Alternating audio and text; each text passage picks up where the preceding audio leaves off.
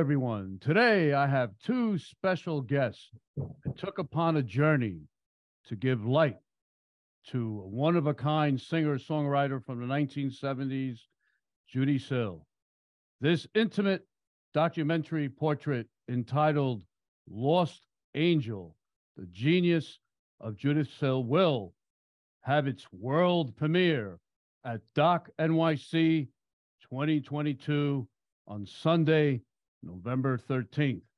Welcome, director Andy Braun and Brian Lindstrom, to the show. What a movie, I tell you. You brought me back great memories for me. Oh, really? Terrific. Oh, yeah, that's great. You did. I like to start out with the title, because the title was just amazing. And it actually what led me to see the film. You know, and of course the songwriter, and I'll tell you why later on. I like to start with that. How did you come up with the title of the film? The film had a different title originally. It was called Soldier of the Heart. And we felt it wasn't quite descriptive enough of the film itself. And Judee had this struggle between the dark and the light side in her life, which she was very open about, and which she created music to help heal other people who had that same struggle. And we feel that mission in a way was more on the angelic side than the demonic side, even though she herself had that struggle. And then, of course, there's the play on LA, Los Angeles, LA, which is where she was born and died. And LA is very much a part of her story. So we like that part of it too. Yeah, yeah. And we also wanted a title that would give the audience permission to not know who Judee was. You know, and Lost Angel does that. It's like the audience can come into it not feeling like they have to know who she is. Right. Right. And actually, it's a great title because either way, I knew who she was. Oh, yeah. I was actually in high school at the time in 1979, and we lost 26 consecutive games in football. And in October, when she died, my brother, who was a senior at the time, we won that one game. We won the first game ever. And then he came up to me and he said, "You're not going to believe this, but Judee Sill died." And he was so bummed about it because it was like happened at the same time. We won. We lost all these games, you know, and we won this. You know, we finally won. And then all of a sudden, my brother was like blown away from it. My sister, who followed rock and roll all her life, you know, even to this day, remembers her. You know, where was this? New Jersey, Old Tappan in New Jersey. And wow. I'm just stunned that he would know that Judee had died because there was no obit and. No, well, he knew that. Well, what happened was in those days there was this guy named Chip Peeler, and he knew everything about rock and roll. As a matter of fact, he came in with, you know, the Wall T-shirt. He came in, and everybody's like, "What the hell? What is that?" You know, we didn't even know what the Wall was with Pink Floyd, you know. And he actually knew everything about everyone, and when it came to rock and roll and songwriters, he was in tune to it. So he would spread all this messages throughout the school. Period. So I don't know how my brother knew. Never asked him. My sister knew, I guess, through, I don't know, from colleagues, friends, I don't know. But she died, and I remember when she died. It might have not been the same day, but I remember that when we won, you know, he was very upset by it. Wow. Yeah. So I'm very intrigued. You know, I want to know, how long did it take to gather all this amazing information in order to do this film? 9 years. Wow. Yeah, because I gathered that it must have been like difficult. No, because you have to get you have to get the story right, you know? And there's a lot of emotions going through here, you know, because I never remember for myself. I was what, 15 at the time, I guess, when she passed away. So I didn't really, you know, follow her music until later on, you know, like a lot of people did, you know, even to this day we did. Um, the movie opened up my heart. It really did. What inspired you both to tell this story? Well, our entry point into Judy was what a lot of people's entry point is, which is that Kiss video from the Old Grey Whistle test that's on YouTube. So when I saw it and then showed it to Brian a little bit after that, this is 9 years ago. Right. Brian was had just finished a documentary, and a friend had said to him, "Hey, you know, you should make your next documentary about Judee Sill," assuming Brian wouldn't have known who she was, but he did, because I just showed him this video of her. And that, you know, just based on our being so slayed by that video, that was enough to get us started. And the next day, after Brian told me his friend had said this, I was on the phone with Judy's, the widow of Judy's nephew, and that began the process. And pretty soon after that, within a few months, we started interviewing people. But you're right, it took a long time. We did not get her personal archives until about 4 or 5 years into the process, nor did we get the audio tape that allowed us to have Judee tell her own story until about 4 or 5 years after we started. So if you're going to approach a documentary, I think you have to think of it as a biographer, and you have to try and get all the material that you can find. And Yeah, you know, COVID slowed us down probably a little bit too, but we were able to edit. And in some ways, I think it's good that it took that amount of time, so we were able to get everything. Yeah, you brought out in the film, you brought out a lot of emotions, you know, and I'm pretty sure that a lot of people that didn't know her are going to know her through this film. We hope so. I'm pretty sure they will, because I was really taken by it.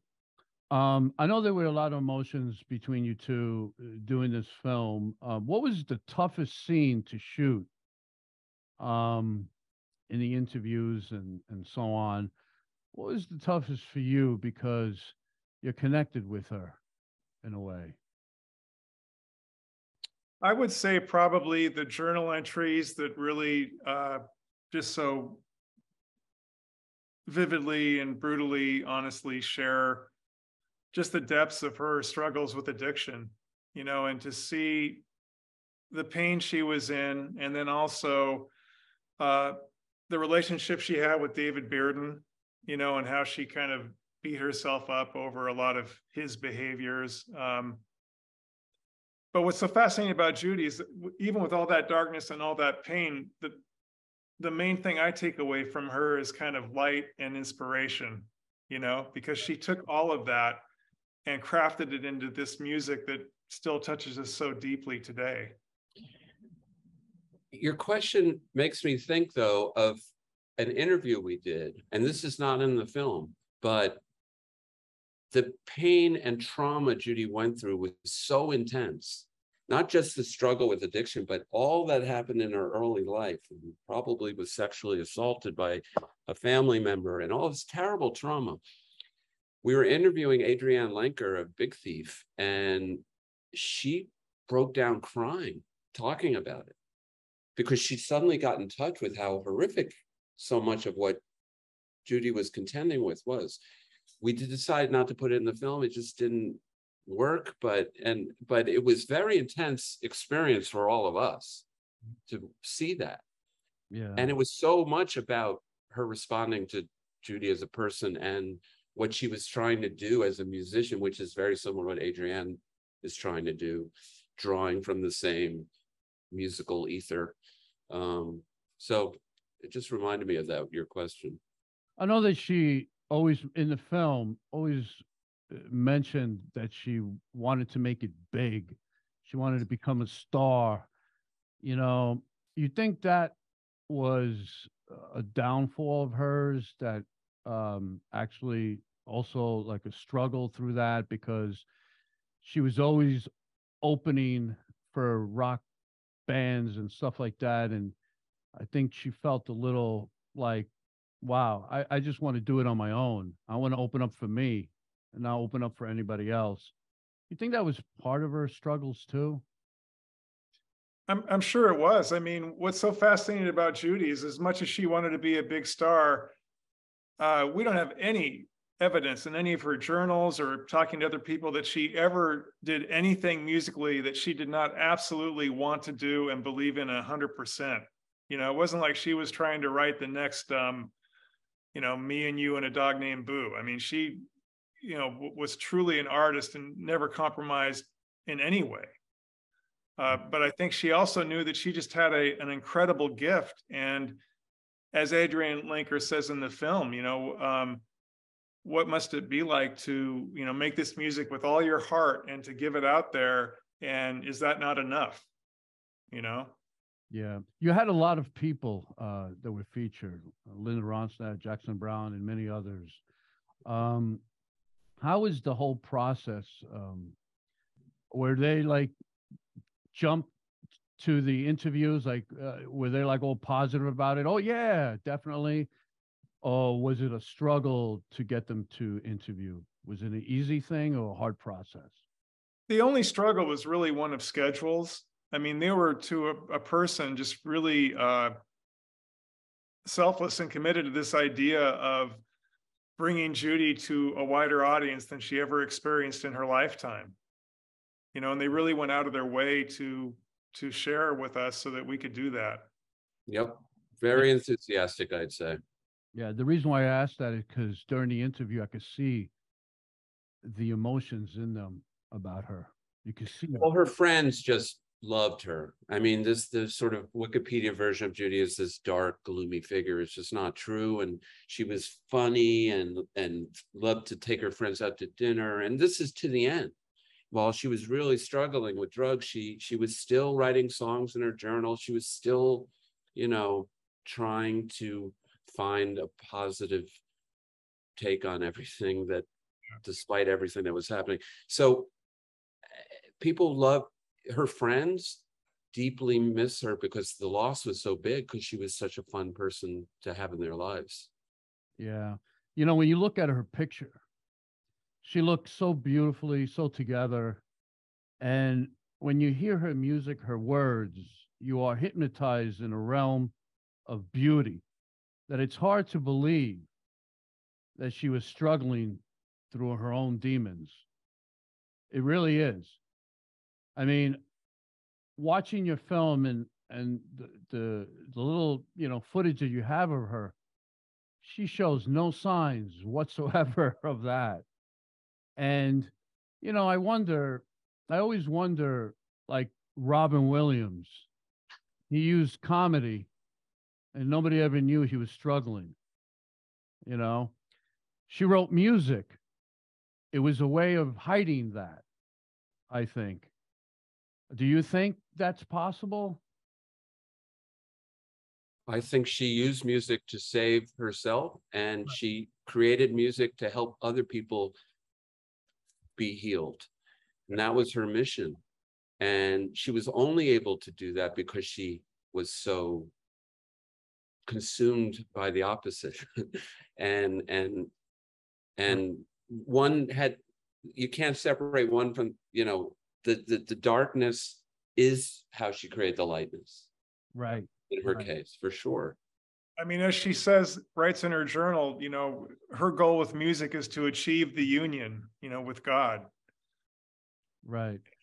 And I was curious when I was watching the film, The Journal. That's a true journal, correct? Yeah. Her writing. Wow. Yeah. That's truly amazing. That changed everything for us because we were able, like I said, to have her tell her own story. And especially in that last period of her life, which was sort of, no, people didn't know much about, we didn't know much about. It filled in everything because it took place, the journals take place from around 73-4 to 79 when she passed. So it allowed us to be able to tell her whole life story in her words. You know, I was friends with A.J. Perro, the drummer to Twisted Sister, who passed away years ago. He passed away in a tour bus. I remember that. Yeah, he had heart disease.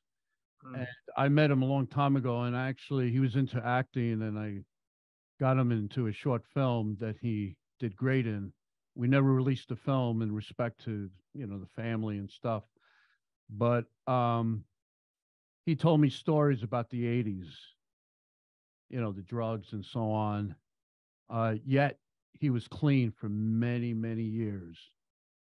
But I guess, you know, he told me that playing the drums was for him a release of that pain and agony that he had all those years, you know. And he was, man, he was healthy. He was into the martial arts, doing all this doing, you know, his drumming, what he loved. And then he never went to the doctor and checked himself out. And the rest was history.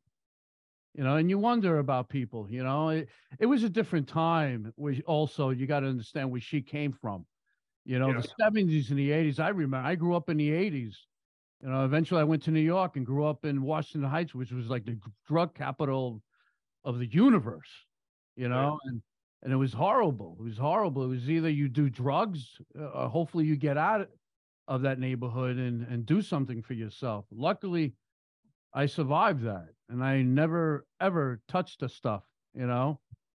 And it just is, you guys did this film.